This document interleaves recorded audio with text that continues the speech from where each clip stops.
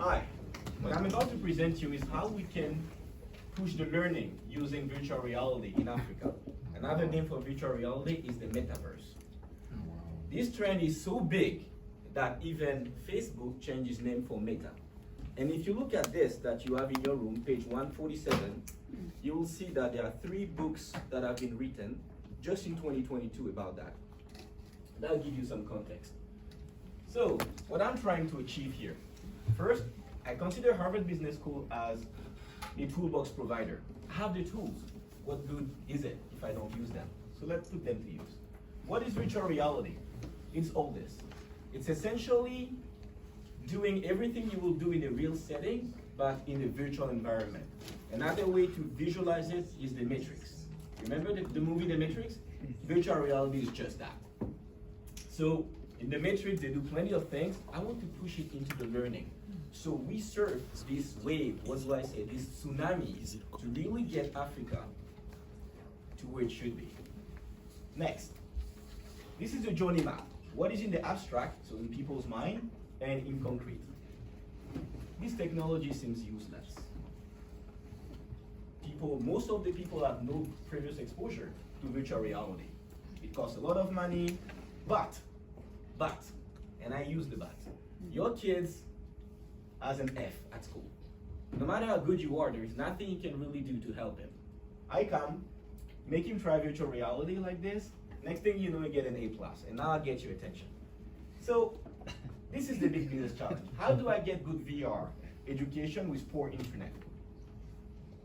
This really kept me thinking. So, virtual reality requires something called dual stream, which requires a lot of bandwidth. It's essentially the fact that when you look up, you see something, but the thing is always there. So the thing is broadcasting all the time into the headset, and this required a lot of bandwidth. What else? 50 megabytes connection. This is 33 times what Netflix used, so it's huge. If I were to change that, I should, build an infrastructure to change the internet. But the thing is, internet licenses are granted at state level, so no one will give it to me. This is my design principle. I want to create something that is immersive, affordable, and fun. How do I create something that is immersive? Well, using task unification. I want one device that may be used to play, learn, work, and explore. Affordable, I can partner with telco, Vodafone for instance, Meta, banks and NGO, government for their education program. I could also preload the content in the VR headset. I could provide extra content on the USB drive that would be easily reproducible, and then I could also remove the headset altogether. Now, how do I make it fun? Partner with gaming companies like EA Sports, PlayStation to make the content more fun, and I can also, use apps for tourism, education, business meetings. This is my insight. Internet here is just a medium to use the content, to put the content into the headset. Why not using something, cheaper and easy to find? Just like a flash drive. So you get this flash drive that I'm holding here in my hand, like this. So one side is USB, the other side is USB-C. So you can plug it directly to the device. First you plug in your computer, and then you download the thing, and then you plug it to the device to move the app on it. By doing so, you don't need internet anymore. Okay? Now, inside number 2, I want this to be as fun as a game. So students, will have an increased motivation. I use attribute dependency. This is normally how it is. Price, quality, user, location, realism, complexity, and fun are all, separate. First thing I will do is to create a dependency between the price and the user. By segmenting the market per type of school, high-end school will pay the full price, and public school will enjoy a discount for mass adoption. I could also remove the dependency between quality and location. By making most of the content pre-installed on the VR headset, internet will no longer be a factor except for updating the application, the app. So my concept number 1 is this headset made by Meta. And guess what? I got one yesterday. I already had one, but this one is for my wife, so it would do Netflix, even when I'm, able.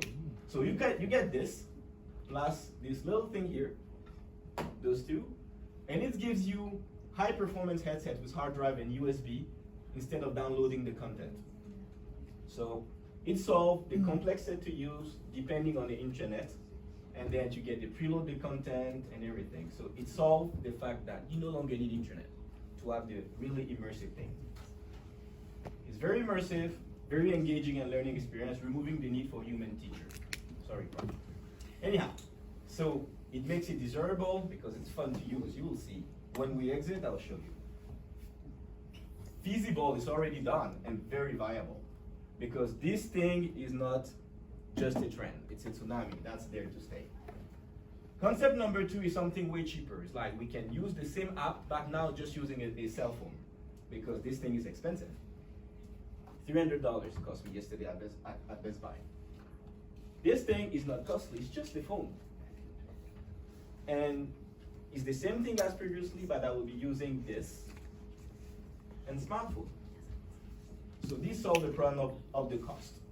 This time it won't be immersive, but it will be very easy to distribute, fun experience without the need to acquire and take care of a high-tech equipment. Now, those are the two concepts that can be rolled at the same time. Let's get to something more fun. Where to find the content? App Store, Google Play? No, we won't do that. We will create something called my Wakanda store. Okay? Now the content you will download it here, and then you will put it here, and you will put it in the headset. Other possible application, this gets more personal. That's my list of why. Things that will be done in the metaverse, I tried doing them for myself over the last years, and now you guys can do it in the metaverse. You will see that it's less risky. So this is me golfing in Hamilton, Bermuda, 2013. This is not risky, you will tell me. But in the headset, you don't even have to fly over the Triangle of Bermuda to go there. I'm also a black belt taekwondo since 2010. I do capoeira, I do kung fu, a lot of belts. I surf, I swim, I play the guitar, I do rafting, horseback riding, dancing, and very lately, I'm a private pilot. James Bond. You can do all this. Oh, more.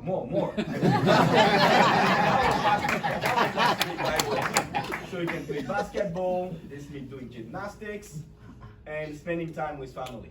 Now, besides that, I have a daytime job. And by the way, Harvard is the 5th university that I do. Before that, I do 4 other things. And I have all those 6 certifications, and I've been at PwC for almost 27 years. When I was 9, I'll tell you how later on. Fine. That's my way to live my life, but it's a very specific way. Because I don't want to be at the last minute being, my life was boring. So I really, do all that I can. Now, what's the link with this project? Let me tell you. I fly in my living room when the weather is bad so I don't crash. I play golf in my living room when I travel so I don't have to carry my bag. And I take my special one to, that was last week, Taj Mahal in the living room. How cool is that? Without the risk of being shot or other things. So, you can get lost in a plane, but not in your living room. And you know what, guys? Everything will kill you, so choose something fun. Let's push education in Africa. What's the link? It's because I'm very educated. 5 universities, I can do all this. But really educating African, we can get them to get the kind of life that they could dream of. Thank you. Sorry for it. Thank you, well done,